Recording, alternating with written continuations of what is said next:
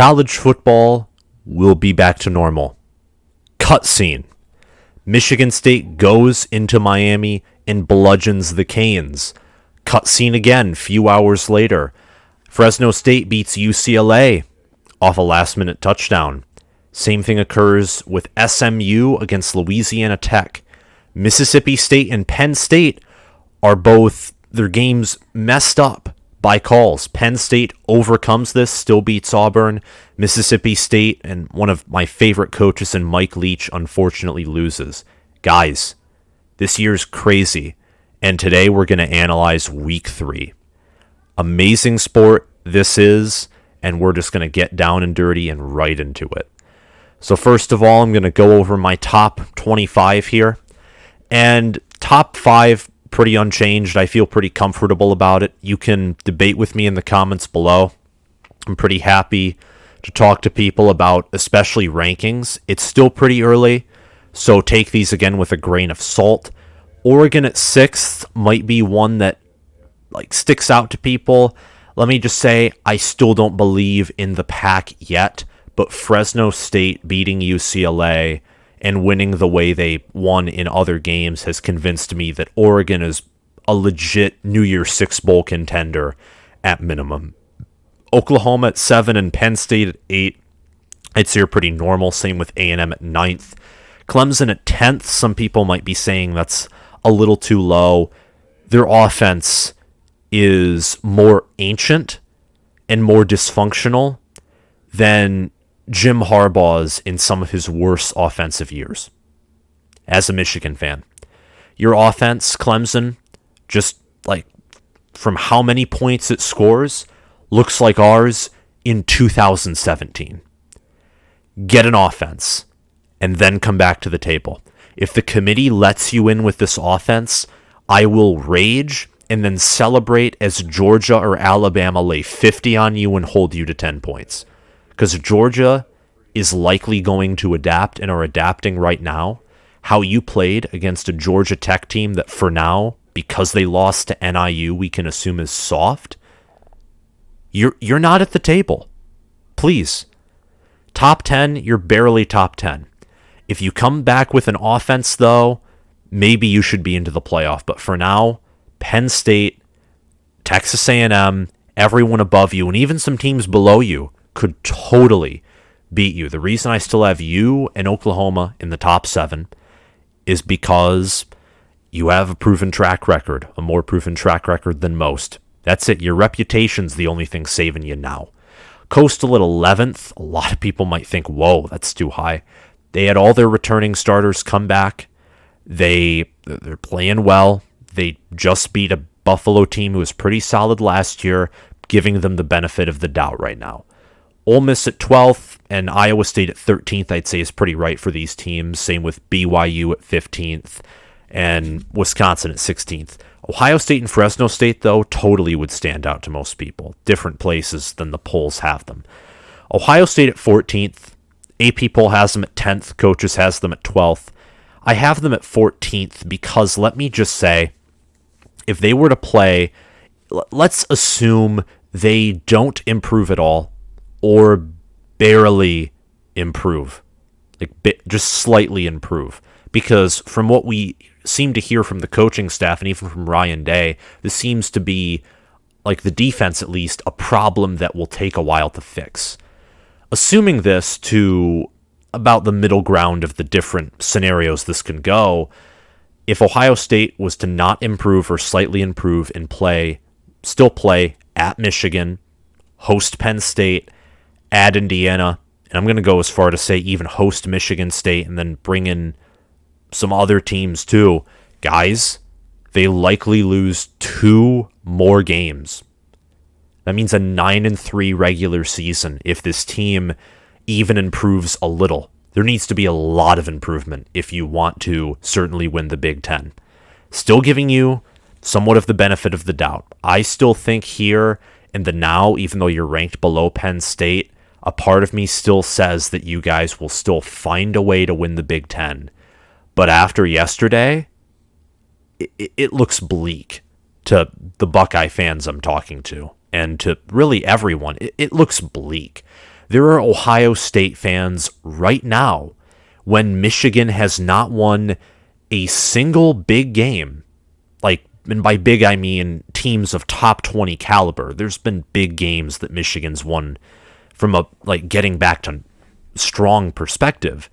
But Ohio State fans are already saying Michigan is going to win in the game when Michigan has played no one of top 10 caliber or no team that has top 5 talent. There's tons of confusion. It's a mess. We'll get to it in another episode because Ohio State intrigues me. Number 17, Fresno State. They intrigue me, but in a far superior way. Barely lost to Oregon. They gave Oregon plenty of trouble. Beat UCLA in a last-minute touchdown. Guys, their season might be miraculous. Theorize if they win out. That'd be like UCF facing a playoff contender in the regular season in maybe 2017 or 18. This is amazing. And Kalen DeBoer, won national titles at lower levels, was at Indiana for a while, and now he's here at Fresno State, and he looks to be building something. So good for him. Arkansas, I'd say their rankings pretty accurate. So I'm leaving the teams that are close to the polls and rankings alone in a certain sense. But if you have any questions, just ask me in the comments below, and I'm pretty responsive to comments. Michigan at 19th. Michigan, this team, Michigan plays Wisconsin, Fresno State, Arkansas. Not going to say BYU because they seem magical in a certain sense. Michigan plays Fresno State, Wisconsin, Arkansas, 3 teams ahead of them. I'd confidently say after yesterday, Michigan beats all 3 of them by 7 or more points, likely more by double digits. But I need them to first play Rutgers, and then first, if we're going to assume that Michigan has potential, beat Wisconsin before I make them a major talking point. Liberty at 20th is really out of place. And it's because, again, returning a lot of people from last year. I don't like it when the polls underrate a group of 5 team, and they've been winning some solid games. They beat Old Dominion by, I think, 30 points, which is doing what any good team or any top 25 or at least top 30 team should do. I think Liberty deserves this ranking, and they've been 21st since the beginning of my preseason poll. A lot of teams ahead of them have fallen behind, so I thought they haven't got a big win yet, but why not? Why not bump them up a spot? Michigan State, obviously, with that big win in Miami. Now, granted, Miami's not as good of a team as I thought they would be, but here we are. And Mel Tucker looks to be building something similar to Fresno State and similar to Arkansas. North Carolina, crushed, peeled, skinned, shaved Virginia. Virginia even came back and then re-choked the lead. I was looking at that, I'm like, what? And Bronco Mendenhall is a solid coach too. This is obviously a statement by North Carolina and Sam Howell. They're out for revenge, basically, and to get to the ACC championship game. They obviously believe in themselves and they're confident that they can cause some damage. UCLA, they lost to a solid team and they won their previous 2 in pretty dominating fashion, and I still have faith in this team. I'm keeping them in my top 25. Kentucky fell because they barely beat Chattanooga, but I still think they're of top 25 caliber. And finally, Kansas State. Pretty self-explanatory. They're ranked 25th. So that's my personal poll. If I was to have a ballot and vote for the AP poll, this is what I would put in. Next, we move on to our takeaways. And number 1, I think, is Alabama is young. They do have a weakness. They're not as overpowered as I thought they would be. And Florida is as good as I thought they were. As good as I ranked them. And I actually thought that Alabama would beat them by a wider margin. They didn't. And a lot of that's because of Alabama's youth and mistakes. Slade Bolden dropping a pass in the end zone as an example, and Alabama having to settle for a field goal. Alabama kept Florida in this game, and Florida showed that they could scheme around Alabama's defense and run against Alabama, which is why I don't think that 2-point conversion run was a stupid idea. I thought it was smart. but sometimes the smart plays don't work out. Like Slade Bolden dropping that wide open, perfect pass and play from his hands and then settling for a field goal. Just an example from Alabama's perspective. The Big Ten East might be open for the taking. Ohio State against Tulsa, let me check this. I think Ohio State against Tulsa, here it is, just wait for it. Ohio State, man, against Tulsa, they allowed 500 yards from Tulsa. The turnover margin was equal. The reason Ohio State won this game is because they are 100 times more talented than Tulsa is. And Ohio State only beat them by 21 points. Tulsa covered the spread. This right here, Ohio State fans, this is why you are falling in the rankings. And many of you definitely know. But I saw one Buckeye fan once in a comment that said, guys, we won 41-20. Why did we drop? And I was thinking in my head, well, you obviously didn't watch the game. This game was anything but what Ohio State fans wanted to see. They changed up who called the defense. It did nothing. You know what that means? This problem's going to continue to the end of the year. And if we know what that means, again, it's going back to what I said about Ohio State. You don't really revamp this team, you're losing another game or two. And if you lose 2 games, I don't think you're winning the East. You might not even get a co-championship for the first time in the first time ever since the East and West have been formed. It's crazy. Absolutely insane. And then Penn State with a big win against Auburn. Michigan might be one of the most offensively and even defensively efficient teams. And you may be thinking, but they can't pass, and they need to pass. But by efficiency, I mean we know Harbaugh can't develop a quarterback. So what if what we're seeing is, because only the academies pass less than Michigan according to stats, what if Harbaugh has finally realized, I can't develop a quarterback? But what if we just have a system QB who can throw short passes occasionally and have a good enough of an arm to throw a bomb to a wide open dude? A decision maker, like naturally good decision maker with an overwhelming run game. And that's not the way I want to win, honestly. And if he doesn't win the Big Ten championship this year, he should be fired. But if it works and he wins the Big Ten with this, then it works and I'll be happy. Michigan State again, big win against Miami. They could even be in contention for the East, as insane as that sounds. And Matt Corral, man, with honestly a Heisman performance. Dude threw for 335 yards and 3 touchdowns. Rushed for 68 yards and 4 touchdowns. Dude is insane. Ole Miss's offense, insane. They crushed a Tulane team that nearly beat Oklahoma by 40 points. Ole Miss is the real deal. Kalani Sitake is building something at BYU. Beat Arizona State, beat Utah, who are 2 solid teams. Honestly, look for BYU to potentially get a New Year's Six Bowl this year. Again, they seem to be already in the similar conversation that they were in last year. And they play a lot of Power 5 opponents. They can afford to lose 1 game and likely still make a New Year's Six Bowl.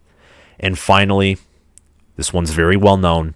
The whiteout is the best environment in college football by far. It was amazing seeing that. And I'm a Michigan fan. Michigan's maize out and Michigan's environment, period, is one of the best in college football. The whiteout, specifically the whiteout, is the best. It is absolutely the best environment in college football, in my opinion. And always losers and winners. The losers, of course, the ACC again. Again. The ACC here looked, in one word, pathetic. Just pathetic.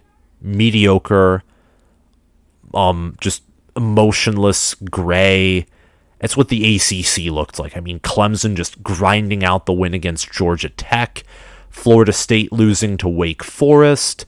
Virginia, who looked to be one of the better teams, potentially a sleeper team, getting, cut up by North Carolina. Virginia Tech just losing on the road to a West Virginia team who lost to Maryland.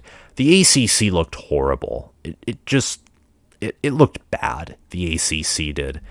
And, maybe correct me if I'm wrong, but Wake Forest and Boston College are the two teams off the top of my head who are undefeated in the ACC. When would you have ever thought that Boston College and Wake Forest would be like some of the last teams in the ACC that are undefeated? That's an insane statistic. The Pac-12 South, again, Arizona's 0-3. They're even worse than I thought they would be. Not just that, Arizona State losing their game, and Utah losing to San Diego State. It just doesn't look good right now. Colorado being shredded too. The Pac-12 South, second week in a row that they've lost again. The North might retake the power status here. I had them as one of the worst divisions, actually the worst in Power 5 football. It could turn out to be the South, actually. Mississippi State. Controversial call. That punt return, from what I read and somewhat saw, it seemed like that shouldn't have happened. I don't know exactly what was going on because that was one of the games that I didn't really watch. I only have so much to watch and so much time, mainly focus on the bigger games and the games that interest me. But Mississippi State and Mike Leach, that's a huge loss. It's to a Group of 5 school. You could have put Pitt up here too for losing to Western Michigan. But this game in particular, with controversy and the fact that I'd say Mike Leach seems to be on a hotter hot seat than Pat Narduzzi already, this is a big loss here. And CJ Stroud, finally. This kid, I kind of feel for him even as a Michigan fan, but at the same time as a Michigan fan, it's like, finally, Ohio State doesn't have an elite QB. Stroud might become elite. He's not elite this year, though. Dude only threw one touchdown pass. He also complemented that with one interception, threw for under 200 yards, and had exactly 60% completion for his throws. Dude's not elite. And he missed, again, several passes. The fact he threw a pick against Tulsa kind of stuns me. But to complement that, Ohio State had a winner in Trevion Henderson, who rushed for 277 yards, 3 touchdowns, for only 24 carries. That translates to 11.5 yards per carry. Kid's insane. Kid's absolutely insane. And he carried that game. Let's say he wasn't there, and it was just Master Teague. You do not score 41 points, and you probably end up winning by only 7 to 10 points. Henderson is, just from that performance, probably the leader on this team now. He's a true freshman. Huge dude, athletically impressive, obviously more confident than the rest of this team. Look for this guy to emerge not only as a playmaker, but as a leader as well in his team.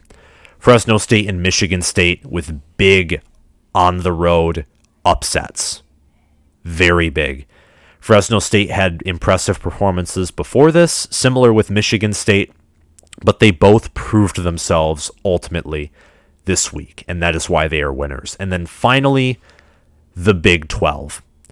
The Big 12, Oklahoma narrowly escaping an upset.